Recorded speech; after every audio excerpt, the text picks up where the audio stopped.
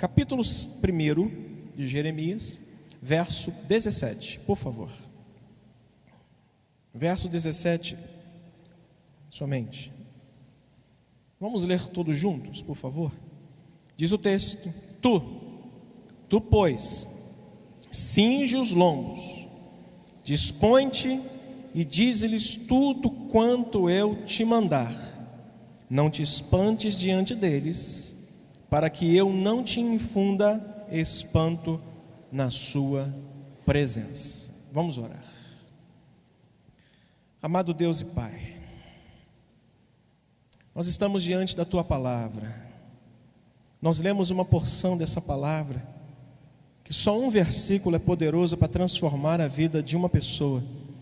Um só versículo é poderoso para mudar a vida de uma igreja. Um só versículo é poderoso, tem o poder para mudar a vida de uma nação. Deus e Pai, que esta palavra hoje ministrada em reflexão possa encontrar um coração como uma terra boa e um coração pronto para te ouvir e te obedecer.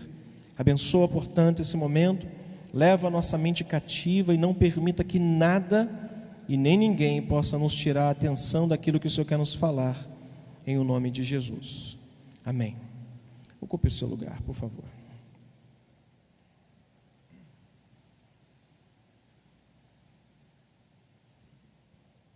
Eu estava começando uma série sobre Josué, e eu, na semana retrasada, eu falei sobre a preparação de Josué. Eu iria falar sobre a liderança de Josué e depois iria pregar os 3 sermões que ele pregou, capítulo 23 e 24. No entanto, houve a interrupção do domingo passado, haverá a interrupção do próximo domingo, que nós teremos aqui na igreja o pastor Giovannini, falando sobre a pastoral da família. Ele vai estar ministrando. E no dia 29, nós teremos o batismo nas águas, 53 pessoas. Então, eu achei por bem prorrogar um pouquinho, colocar isso mais para frente, mas não poderia deixar de trazer uma palavra para os irmãos, e eu escolhi o texto de Jeremias, capítulo 1, verso 17. Mas quero ainda poder falar com os irmãos sobre as 3 últimas mensagens, os 3 últimos sermões de Josué que ele pregou antes da sua morte.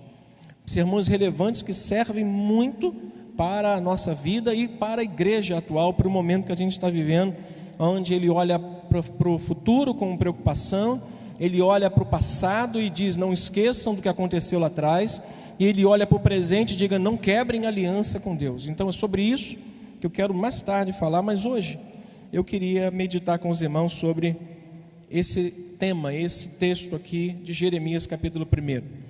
Muito se fala, eu já falei, talvez você já tenha falado, talvez você já tenha ouvido, que Jeremias hesitou em aceitar o chamado de Deus. Nós já ouvimos talvez alguém pregar, ou você já mencionou, ou você já ouviu talvez alguém mencionar isso, que Jeremias hesitou em aceitar o convite de Deus de ser o seu profeta e de ser conduzido a falar em nome do Senhor como profeta. E eu descobri, olhando para o texto, que ele tinha motivos, ele apresentou razões para Deus, não só a razão do versículo 6, quando ele diz: ah, Senhor Deus, eis que eu não sei falar, porque não passo de uma criança.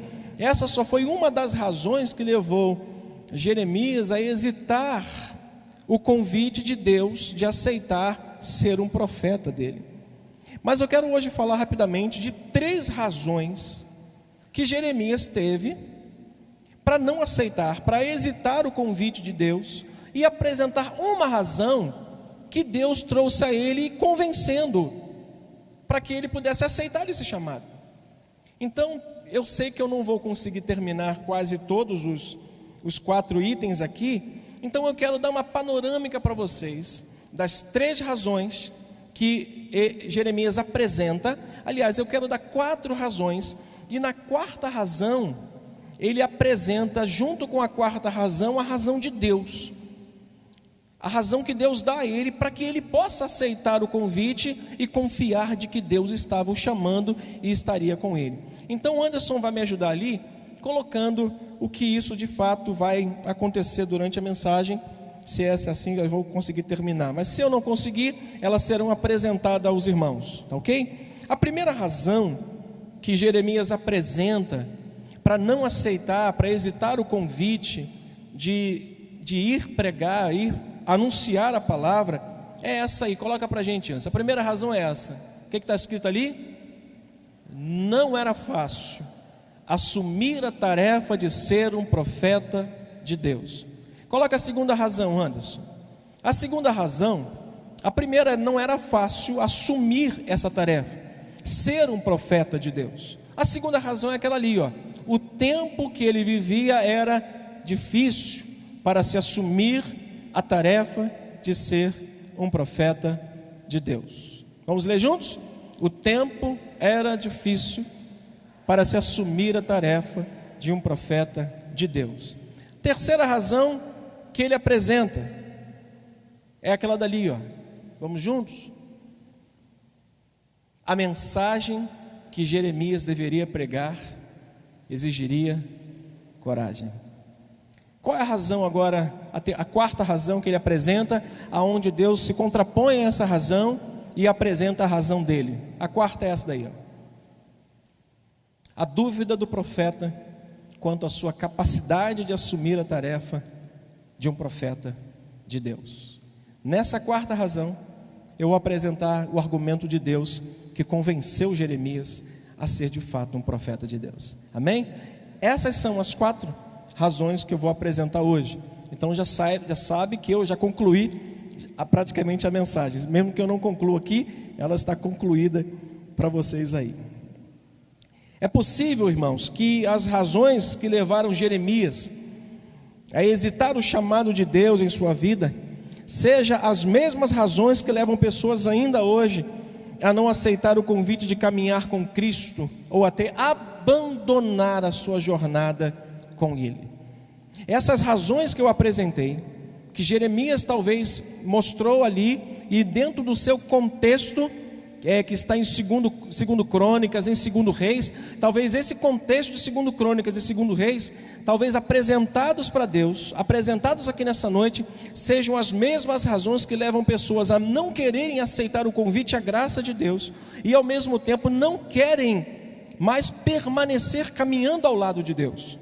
Talvez essas mesmas razões estejam encorajando hoje pessoas a quererem não assumir um posicionamento cristão, não querendo assumir um posicionamento bíblico de ser um homem e uma mulher de Deus, que ande com Deus, que caminhe ao seu lado e que viva a sua palavra. Portanto, hoje eu quero apresentar essas 4 razões que Jeremias apresenta, hesitando aceitar esse chamado de Deus. E a primeira é essa, lá no versículo 1, aonde nós apresentamos ali, que não era fácil assumir a tarefa de ser um profeta. O que diz o versículo 1? Vamos ler comigo?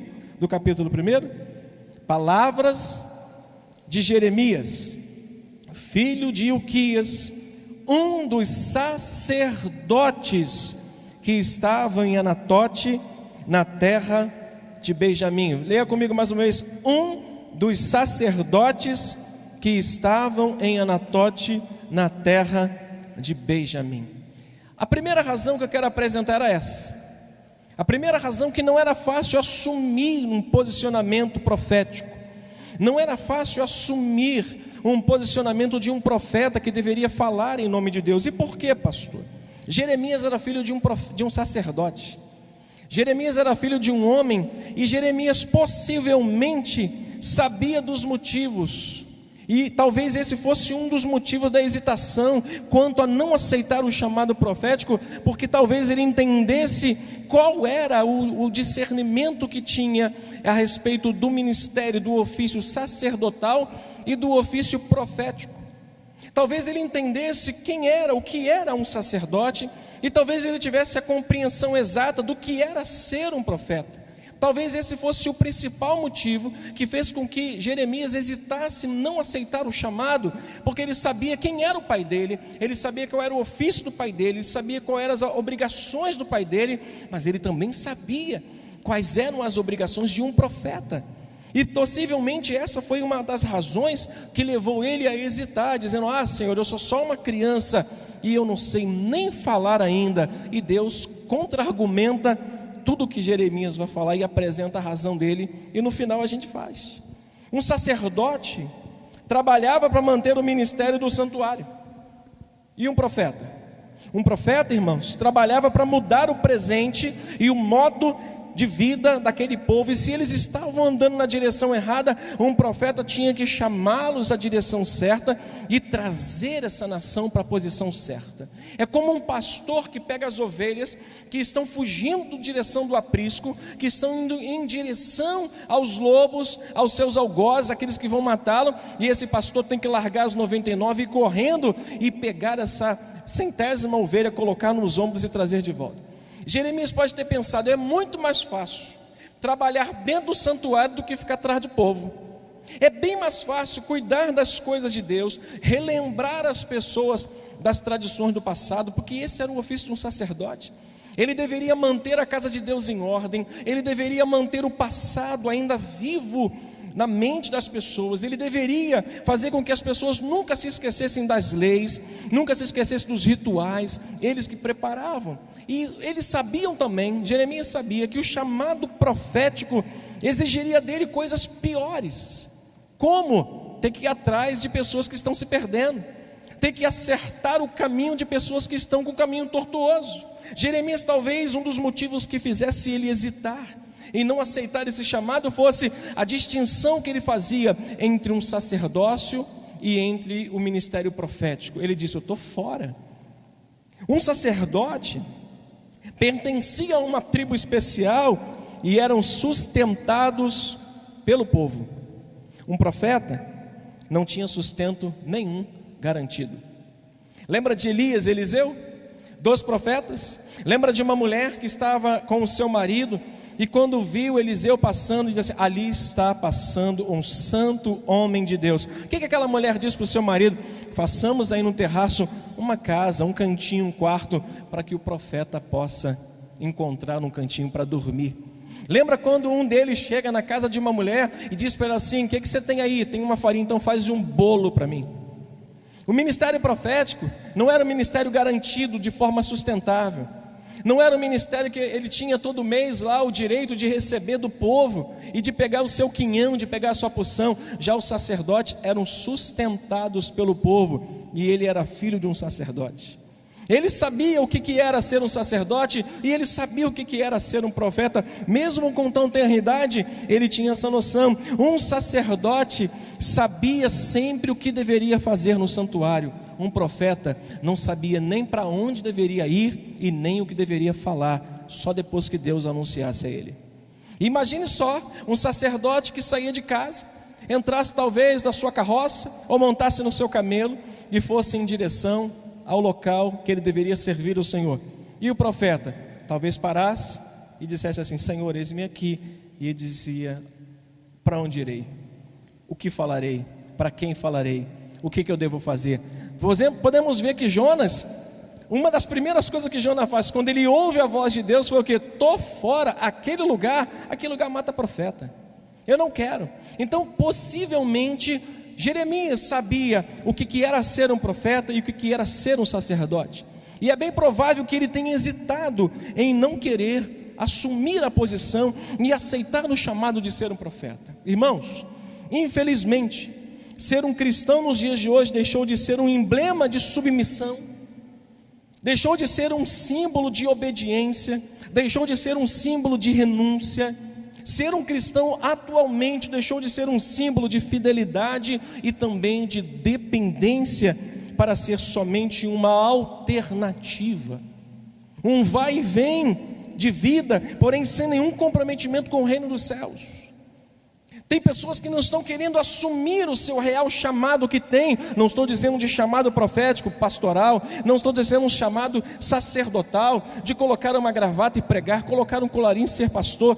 Não estou falando disso, estou falando de um convite em querer andar com Deus, de um convite de querer caminhar ao lado de Deus, de querer ser alguém que possa refletir a imagem da glória de Deus no mundo perdido.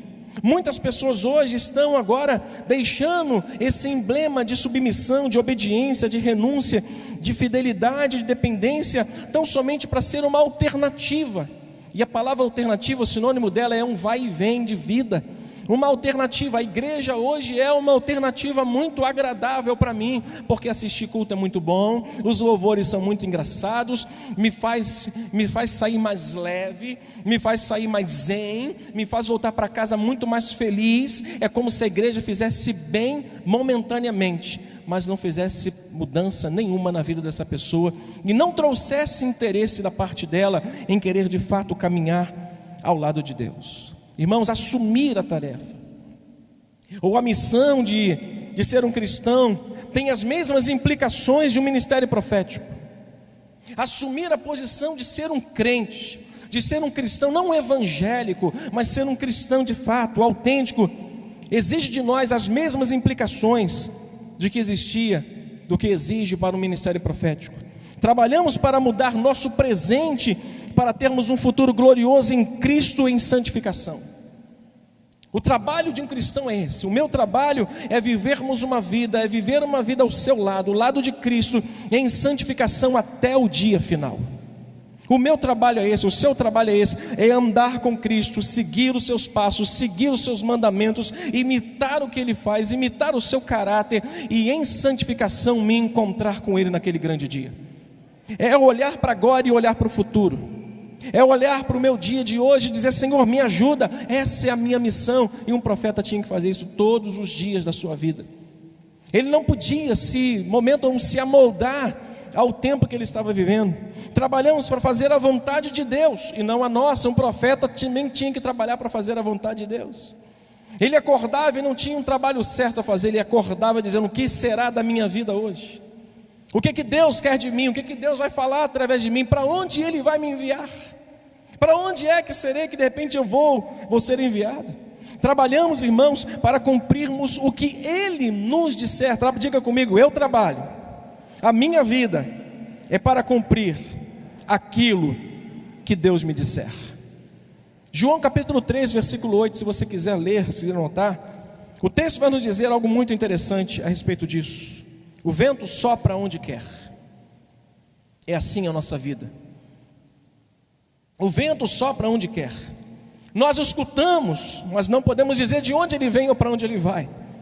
E o texto vai concluir dizendo: assim é todo aquele, e assim acontece com todos aqueles que são nascidos do Espírito. Nós temos que então somente trabalhar para mantermos nosso presente com Deus, com certeza que o nosso futuro glorioso em santidades nós estaremos ao seu lado. Nós trabalhamos para fazer a vontade dEle, não a nossa, e nós trabalhamos para cumprir o que Ele disser, o que Ele nos mandar fazer, irmãos. É a mesma implicação que tem o ministério profético, tem o ministério daqueles que querem assumir, caminhar ao lado do Senhor.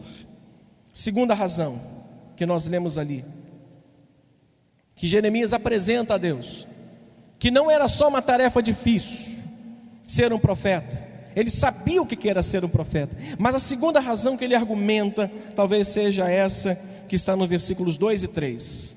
Olha aqui que diz o texto.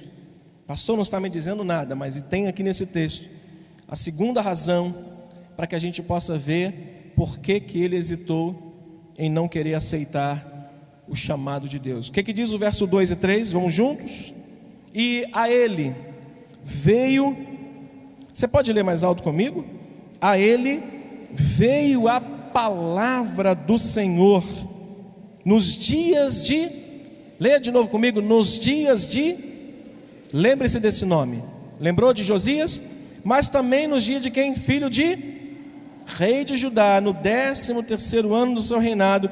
E também nos dias de Jeoaquim, filho de Josias, rei de Judá, até o fim do 10º de Zedequias, filho de Josias, rei de Judá, até o 5º mês do exílio em Jerusalém. Eis aqui a segunda razão pela qual Jeremias pode ter hesitado em não querer aceitar o convite de Deus. Primeiro, foi que a tarefa era muito difícil. Diga, a tarefa é muito difícil.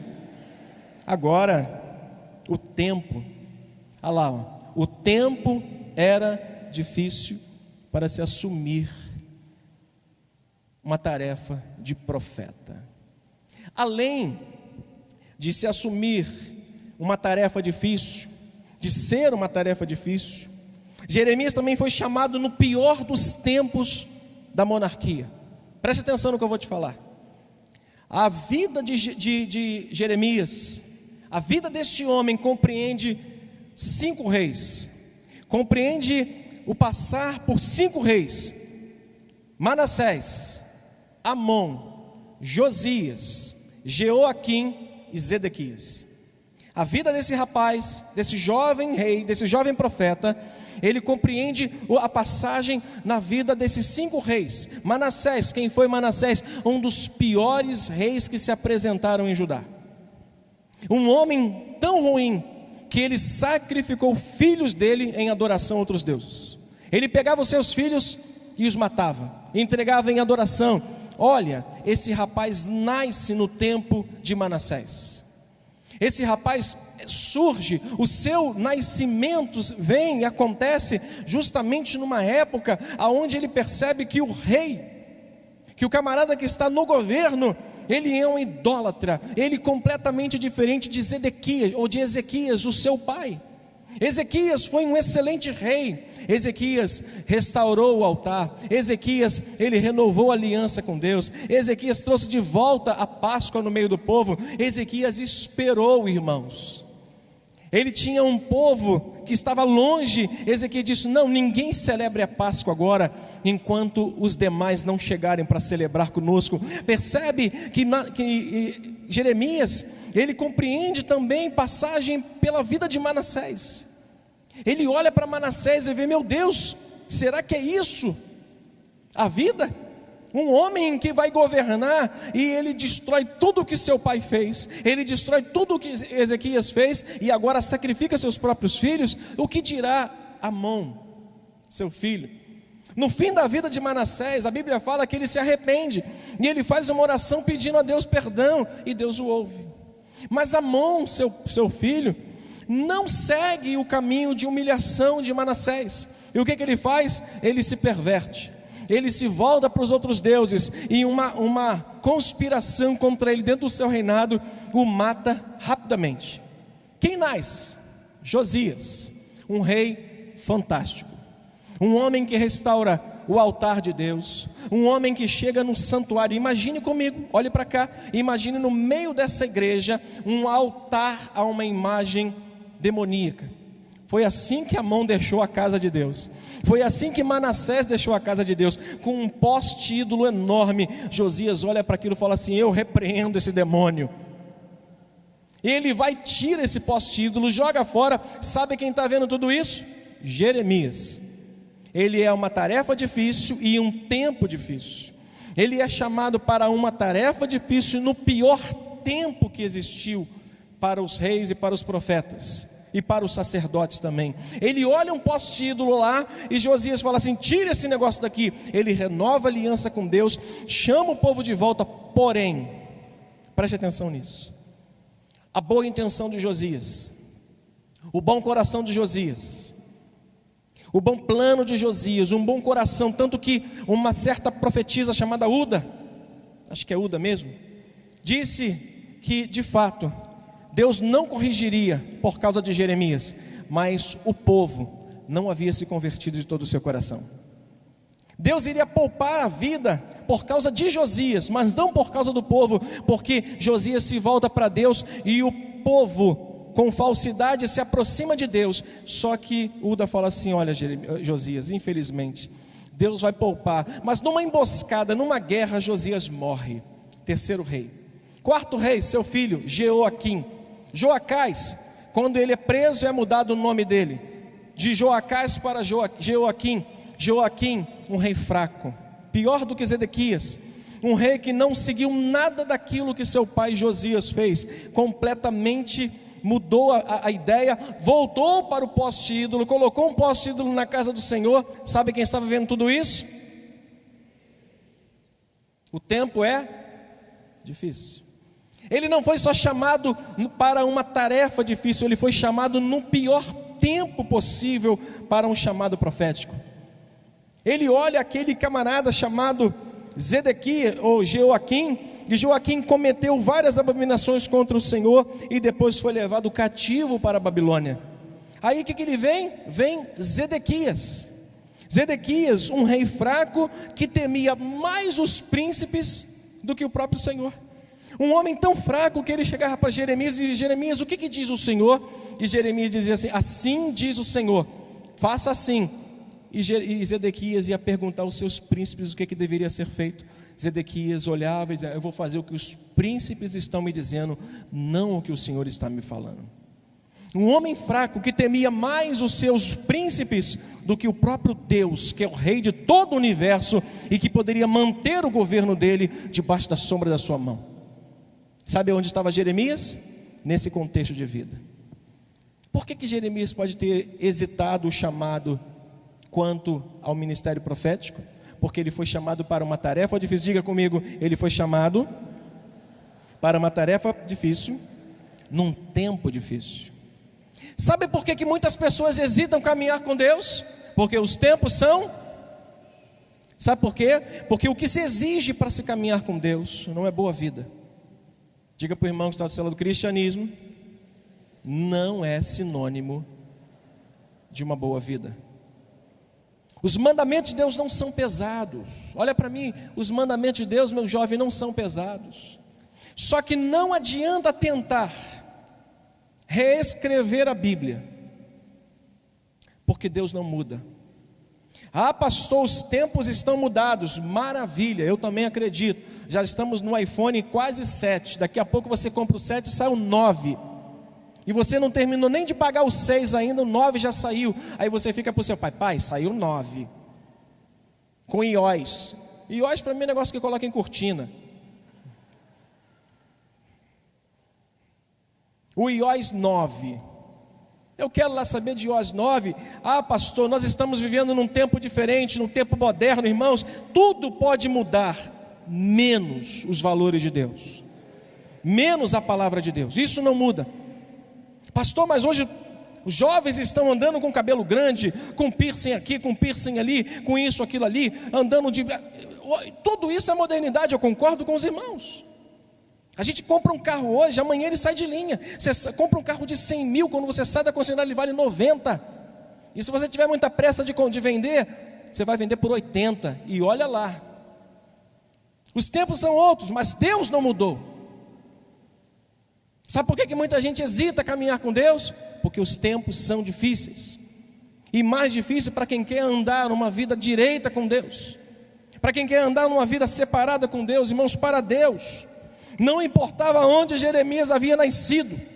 Para Deus não havia importância nenhuma aonde ele tinha crescido, aonde ele tinha sido formado. Para Deus, irmãos, o mais importante é que ele já conhecia aquele profeta antes da fundação do mundo. Não importa onde você nasceu, não importa onde você cresceu, não importa onde você foi formado, Deus já te conhecia antes que você se formasse no ventre da sua mãe e te chama a andar do seu lado.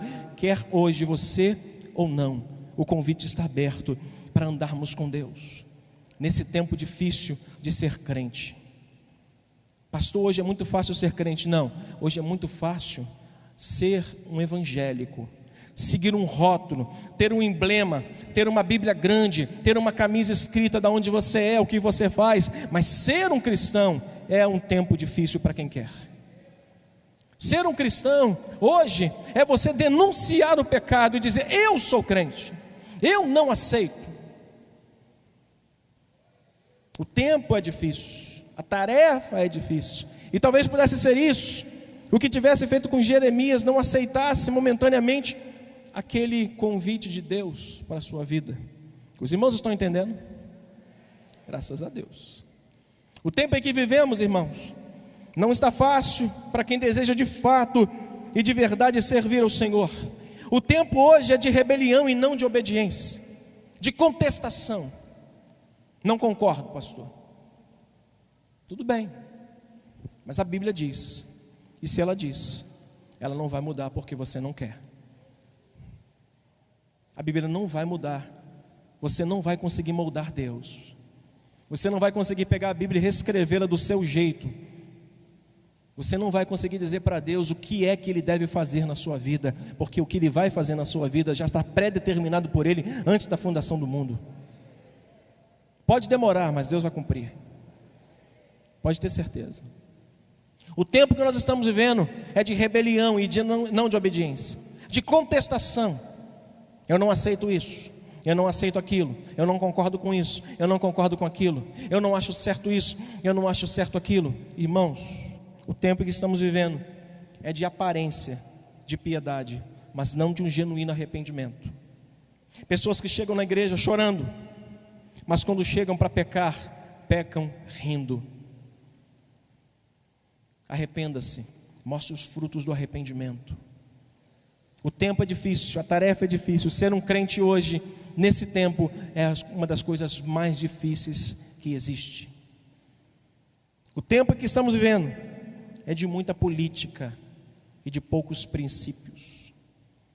Diga para o irmão que está do seu lado: mais princípios, mais obediência, mais arrependimento e menos aparência. Glória a Deus. Se olharmos, irmãos, para o que os outros estão fazendo de errado, grave isso, um conselho que eu quero dar para os irmãos. Se nós olharmos para aquilo que os outros estão fazendo de errado, como Jeremias olhou no seu tempo, nós vamos ser conduzidos a deixar de fazer o que é certo e também deixar de seguir o Senhor. Quer parar de seguir a Deus? Começa a olhar para o que os outros estão fazendo de errado. Está todo mundo fazendo isso, eu vou fazer também. Olha para mim. Você pode fazer a diferença no tempo que você está vivendo, no seu trabalho, no seu condomínio, na sua casa, no meio da igreja que você congrega, em todo e qualquer lugar. Você não precisa se amoldar ao tempo que nós estamos vivendo. Irmãos, se nós olharmos para o que os outros estão fazendo de errado e olharmos para isso, nós vamos ser conduzidos a deixar de fazer o certo. Porque todo mundo está fazendo de errado, eu vou fazer certo, faço o certo. E Deus vai te honrar, e Deus vai te conduzir a uma vida de triunfo, e vai glorificar o nome dEle na sua vida. Você pode perder agora, mas lá na frente Deus vai mostrar quem é quem. Se a gente andar e olhar para aquilo que os outros estão fazendo de errado e prosseguirmos, então continuaremos, irmãos, continuaremos a fazer o que é certo, servindo ao Senhor, e diga comigo, e recebendo o nosso galardão. Você pode dizer glória a Deus? Terceira razão, quero me dirigir para o fim. Terceira razão. A primeira qual foi? A tarefa era? Segunda razão, o tempo era? Agora a terceira razão. Diga comigo, a mensagem que Jeremias deveria pregar era difícil. Diga comigo, era difícil e exigia coragem. Diga para o irmão, coragem para falar a verdade. Eu não sei, eu estou na presença de Deus, não iria ser leviano para falar diferente. Eu não assisti, mas eu passei o canal e assisti rapidamente um programa chamado Super Sincero. Quantos aqui pecaram igual a mim? Só tem eu e você de pecador, varão. Que Deus nos perdoe. Lá em cima, quantos assistiram essa minissérie Super Sincero? Será que isso passou na minha televisão, na dele? Assistiu, Simone? O cara era super sincero. Chegava uma mulher: oi, tudo bem? Eu estou bonita. Ele: não, está feia. Oi, eu estou fazendo academia, eu estou magrinha. Não, você está gorda. Comprei um carro bonitão. Horrível. O cara era super sincero. Eu peguei aquilo e lembrei desse texto, desse episódio agora, e dizer uma coisa para os irmãos: seja super sincero. Diga para o irmão que está ao seu lado: seja super sincero quanto à palavra e a mensagem do Senhor. Mas toda mensagem, toda verdade pode ser falada, desde que seja pregada e falada em amor. Seja super sincero. A mensagem que Jeremias deveria pregar era uma mensagem que exigiria dele coragem, porque era muito difícil. Era muito difícil. Olha o que diz o texto. Eu vou pular de forma provocativa. Nós não vamos seguir a sequência do versículo, porque depois do versículo 5 tem a razão de Deus. Então nós vamos colocar a mensagem agora e pular para o versículo 13 ao 19. A mensagem que ele deveria pregar era difícil e exigiria dele muita coragem. Eu queria que você olhasse para esse texto. Verso 13 diz assim: outra vez me veio a palavra do Senhor, dizendo: que vês? Eu respondi: vejo uma panela no fogo, ao fogo, cuja boca se inclina do norte. Disse-me o Senhor: do norte se derramará o mal sobre todos os habitantes da terra. Pois eis que convoco, o próprio Deus falando, eis que convoco todas as tribos do reino do norte, diz o Senhor, e virão, e cada reino porá o seu trono à entrada das portas de Jerusalém, e contra todos os moradores em redor, contra todas as cidades de Judá. Pronunciarei contra os moradores destas as minhas sentenças, por causa de toda a malícia deles, pois me deixaram a mim e queimaram incenso a deuses estranhos, e adoraram as obras das suas próprias mãos. Verso 17 que nós lemos diz: tu, pois, cinge os lombos, dispõe-te, diz-lhes tudo quanto eu te mandar. Não te espante diante dele, para que eu não te infunda espanto na sua presença. Eis que hoje te ponho por cidade fortificada, por coluna de ferro e por muros de bronze, contra todo o país, contra os reis de Judá, contra os seus príncipes, contra os seus sacerdotes e contra o seu povo. Verso 19, leia comigo: pelejarão contra ti, Jeremias, mas não prevalecerão, porque eu sou contigo, diz o Senhor, para ti. Glória a Deus. A mensagem. Agora que é. O tempo era difícil, a tarefa era difícil e a mensagem era pior ainda. Irmãos, deixa eu ver se eu acho aqui. Deus não chamou Jeremias para que pudesse anunciar uma palavra de livramento, de alegria.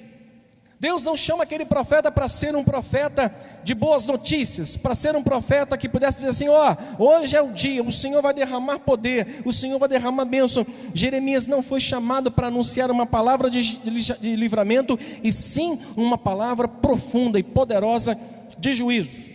Nos versos 14 e 15, Jeremias teria que dizer para aquele povo, para os príncipes: olha para mim, ele deveria dizer. A mensagem era essa, Marcelo.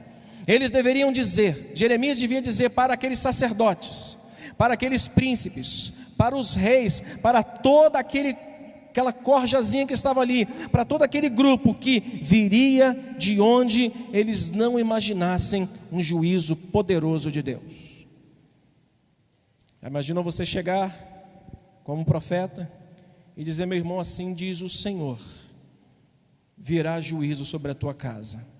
Reinos do norte virão, e cada tribo do reino do norte vai colocar um altar, vai colocar como se fosse um exército em cada canto dos muros de Jerusalém. Iam sitiar Jerusalém, iam cercar todos os muros. Cada tribo dessa do reino do norte ia se colocar à porta de Jerusalém, e eles não teriam para onde correr. Essa era a mensagem que Jeremias deveria pregar, e é bem possível que ele deveria hesitar o convite, porque ele sabia que um profeta deveria fazer isso, e se não fizesse, Deus iria corrigi-lo. Versículos 14 e 15, Jeremias tem que dizer: olha, virá de onde vocês não esperam o juízo de Deus sobre vocês. No verso 16, o que diz o texto? Pronunciarei contra os moradores destas as minhas. O que Jeremias tem que falar? Ele tem que explicar o juízo. Ele não só diz que virá, ele explica. Olha o que diz o verso 16: pronunciarei contra os moradores destas as minhas sentenças, por causa de toda a malícia. Ele estava dizendo assim: vocês são maliciosos. Super sincero, está lembrado do super sincero? Ele estava dizendo assim: vocês são maliciosos. Olha que mensagem perigosa. Como é que você vai chegar isso para uma nação, para um rei, para um príncipe, para um sacerdote? Como é que você vai dizer isso para o seu chefe? Meu chefe, você está roubando. Meu chefe, você está adulterando. Eu me lembro de Estevão. Se Estevão tivesse vivo hoje, ele não morria de apedrejamento, ele morria por tiro de FAL, de AK-47. Hoje está mais moderno, não tem mais pedra. Porque aquele camarada chegou e disse assim: vocês mataram, vocês são assassinos, vocês mataram Jesus Cristo, o justo. Chamar um sacerdote, chamar um sumo sacerdote de assassino, era uma blasfêmia, onde o resultado final era a morte. E Estevão disse assim: vocês mataram o justo Jesus, o servo do Deus vivo, aquele que morreu e foi crucificado, mas ao terceiro dia ressurgiu dos mortos. Jeremias está dizendo para essa turma: vocês são maliciosos, Deus vai mandar juízo porque vocês são maliciosos. Deus vai mandar juízo porque vocês deixaram-me a mim e queimaram incenso aos outros deuses. Vocês são idólatras, vocês são adúlteros. Essa era a mensagem perigosa que Jeremias deveria pregar para aquela nação. E às vezes a gente fica muito preocupado, graças a Deus que a gente aqui não, irmãos. Mas há muitas igrejas que infelizmente, não é um pré-julgamento, não é um julgamento, que ficam tentando contornar o que falar para que não venha perder um empresário, um microempresário, um político, um jogador de futebol, e fica fazendo concessão com o pecado. Irmãos, nós temos que ser a geração de Davi, a geração que denunciou o pecado de Saul, a geração que disse: olha, está errado. E se está errado, irmãos, está errado. Se não está certo, é porque está errado. Amém, meus jovens? Lá na escola, um professor essa semana procurou minha esposa e disse assim: o colégio tal, a escola tal, eu faço aula particular, eu dou aula particular. Esse professor falando para minha esposa, para alguns alunos dessa escola, cujos pais são de um poder aquisitivo altíssimo, em que quando eles chegam aqui para sentar, para que eu explique matemática para eles, eles pegam seus iPhone 6, moderníssimo, e fica passando fotos de meninas nuas ou seminuas, e os seus pais estão pagando a mensalidade caríssima das escolas, e estão pagando cursos altíssimos para eles, mas não estão cuidando da integridade moral dos seus filhos. Aí você chega numa escola dessa, meu jovem, como é que você deve se comportar? Você deve se comportar como Jeremias, independente do que você vai sofrer, independente do que vão falar de você. Pastor, mas eu preciso me agrupar. Meu irmão, você pode se agrupar, Deus coloca as pessoas certas para você fazer aliança, mas denuncie o pecado e não aceite viver sob essa pressão que esse mundo está fazendo. Jeremias pregou uma mensagem que exigia dele coragem. Diga para o irmão que está do seu lado: coragem, meu irmão, coragem. Versículo 17 e 19. Jeremias agora não ouve o que deveria falar, ele não fala nada para o povo. Ele já falou que o povo estava de malícia, o povo estava adorando aos outros deuses, que eles estavam adorando deuses estranhos, que eles faziam deuses com as próprias mãos. Agora no versículo 17, Deus fala com Jeremias o que ele deveria fazer depois de pregar. Olha o que diz o verso 17: tu, pois, Jeremias, depois de ter pregado tudo isso, leia comigo: cinge os lombos, dispõe-te e diz-lhes tudo quanto eu te mandar. Não te espante diante deles, para que não te infunda espanto na sua presença. Ele diz: eis que eu ponho em você por cidade fortificada, por coluna de ferro. Verso 19: pelejarão contra ti, mas não prevalecerão, porque eu sou contigo, diz o Senhor, para te livrar. Verso 14 e 15, ele fala do juízo. Verso 16, ele fala o porquê do juízo. Verso 17 ao 19, ele diz: agora você deve se preparar, porque o que você prega tem consequência, e pode se preparar para o pior, mas não vão prevalecer contra você. Diga glória a Deus. Verso 15, capítulo 15, verso 19. Eu esqueci de anotar essa referência. Diz o verso, vamos ler juntos: portanto, Lá em cima, irmãos, por favor. Portanto, assim diz o Senhor: se tu te arrependeres, eu te farei voltar e estarás diante de mim. Se apartares o precioso do vil, serás a minha boca. Eles se tornarão a ti, mas tu não passarás para o lado deles. Louvado seja o nome do Senhor. Louvado seja o nome do Senhor. Se lá no colégio a mensagem for essa, se lá no trabalho a mensagem tiver que ser esta, de separar o que é precioso do que é vil, saiba de uma coisa: seremos boca de Deus. Os que terão que passar por nosso lado passarão, os que deverão deixar o nosso caminho deixarão, e nós seremos com o Senhor e Ele conosco. Agora eu queria falar com os irmãos rapidamente sobre a razão que levou Deus a dizer e convencer Jeremias para ele aceitar o chamado. Eu queria hoje encorajar você a, mesmo por ser uma tarefa difícil, mesmo por estar num tempo difícil, e a mensagem de Deus ser uma mensagem difícil, que exige de nós humildade, renúncia, obediência, fidelidade, abnegação, é só coisas que o homem não gosta de fazer. Mesmo com tudo isso, eu quero encorajar os irmãos nessa noite a aceitar o convite de caminhar com Deus, mesmo que para isso a gente tenha que falar a verdade e ser o super sincero do nosso tempo. Amém? Quarta razão, essa é a de Jeremias junto com a de Deus. Coloca para a gente, Anderson. Tem que estar escrito a quarta razão: a dúvida do profeta quanto à sua capacidade de assumir a tarefa de ser um profeta de Deus. O profeta de Deus diz assim: Senhor, eu sou uma criança. Olha o que diz o verso 4 desse capítulo 1, diz assim: a mim veio a palavra do Senhor dizendo: antes que eu te formasse no ventre materno eu te conheci, antes que saísses da madre eu te consagrei e te constituí por profeta às nações. Então lhe disse eu, que disse? Ah, Senhor Deus, eis que não sei falar, porque não passo de uma criança. Mas o Senhor lhe disse o quê? Não digas, não passo de uma criança, porque a todos quanto eu te enviar, e tudo quanto eu te mandar. Está lendo não, irmão? Por favor, me ajuda aí.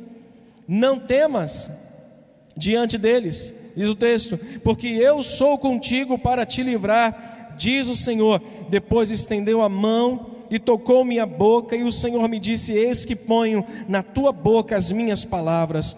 Olha que te hoje constituo as nações e sobre os reinos, para arrancares e derribares, para destruíres e arruinares, também para edificardes e para plantares. 11, 12, veio ainda a palavra do Senhor dizendo: vês tu, Jeremias? Que te vês tu? Respondeu Jeremias: uma vara de amendoeira. Verso 12, bem forte comigo. Disse-me o Senhor: você viu bem, Jeremias, porque eu velo sobre a minha palavra para cumprir. O que Deus usou de argumento para convencer Jeremias, para chamá-lo para o seu lado, para ser um profeta? Primeiro, diga comigo: a graça soberana dele. A graça soberana de Deus convenceu Jeremias a caminhar com Deus. A graça soberana convenceu aquele homem. Ele disse: Jeremias, olha para mim, antes que você se formasse, eu te conhecia. Deus é soberano. Pastor, Deus sabe quem vai para o céu? Claro que sabe. Nosso bispo fala isso aqui. Deus sabe quais são os destinados ao inferno? Claro que sabe. Como diz o bispo, senão ele não era Deus. Concorda comigo?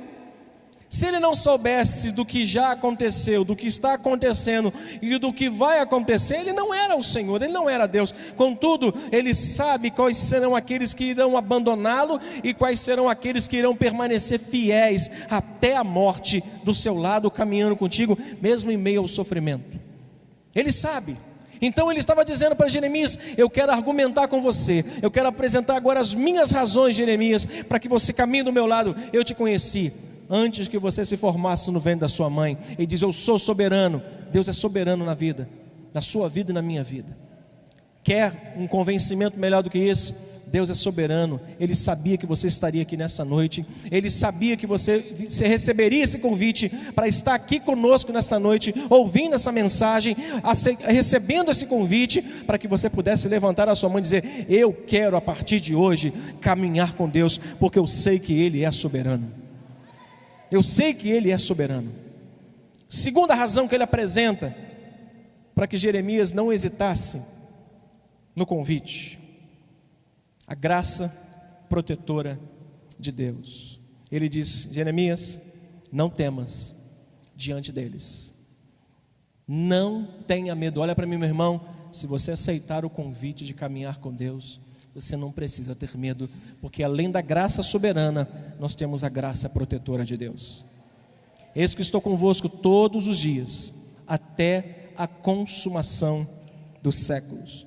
A terceira razão que Deus apresenta, que destrona completamente Jeremias, está no verso 9 ao 12, onde ele diz: Jeremias, vês o que diante de você? Ele disse: eu vejo uma vara de amendoeira. Ele disse: você viu muito bem, porque tudo que você viu, eu prezo pela minha palavra, para cumpri-la. Ele estava dizendo: a minha palavra é poderosa, e eu a cumpro, quer queira o homem, quer não. Eu sou Senhor, eu tenho a soberania, eu tenho o poder, e eu tenho a minha palavra. Nessa noite eu quero te encorajar, meu irmão. Mesmo que a tarefa de andar com Deus seja difícil, mesmo que o tempo que nós estamos vivendo seja difícil, mesmo que para ser um cristão você deva pregar uma mensagem difícil, saiba de uma coisa: Deus apresenta as razões para você vir caminhar com Ele. Sabe o que? Graça protetora, graça soberana e palavra que vai se cumprir na sua vida, quer queira o mundo, quer não. Vamos mudar de posição, vamos orar ao Senhor.